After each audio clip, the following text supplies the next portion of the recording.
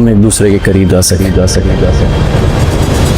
शादी की डेट मांगने आया हूँ। तुम्हारी मांगनी कर दी है ना? एक्चुअली अंकल मैं आज आप लोगों से आप अम्मा की कुल कायनात है। शादी अब उसी वक्त होगी जब तुम्हारे माँ बाप में से कोई यहाँ पर मौजूद होगा। मुझे अपना जिंदगी का साथी ना आप शादी के लिए अगर राजी हो जाएं तो आपके लिए माकूल शख्स मिल जाएगा।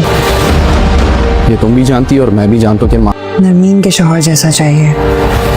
उससे शादी तो मैंने इसलिए की ताकि हाहीन तुम्हारे पैरों की धूल के बराबर भी नहीं। तलहा अब ईमान का रिश्ता लेने के लिए सिराज साहब के पास उनके घर आ गया है, लेकिन सिराज साहब तलहा से बोलेंगे कि उन्होंने ईमान और तलहा की मंगनी तो इसके माँ बाप के बगैर करवा दी, लेकिन वह शादी इसके माँ बाप की इजाजत के बगैर नहीं करवाएंगे और तलहा को अब अपने घर वालों को यहाँ पर लाना होगा। वहाँ पर हुमायूं अब गुलरुख को राजी कर रहा है कि वह किसी से शादी कर ले, क्योंकि गुलरुख और इसकी माँ बिल्कुल अकेले है। साथ ही साथ आप लोग ये भी देखेंगे कि निहाल अब दोबारा से नरमीन पर डोरे डालना शुरू हो गया है और नरमीन से बोल रहा है कि इसने माहीन से शादी सिर्फ इसीलिए की थी ताकि वह नरमीन के करीब आ सके।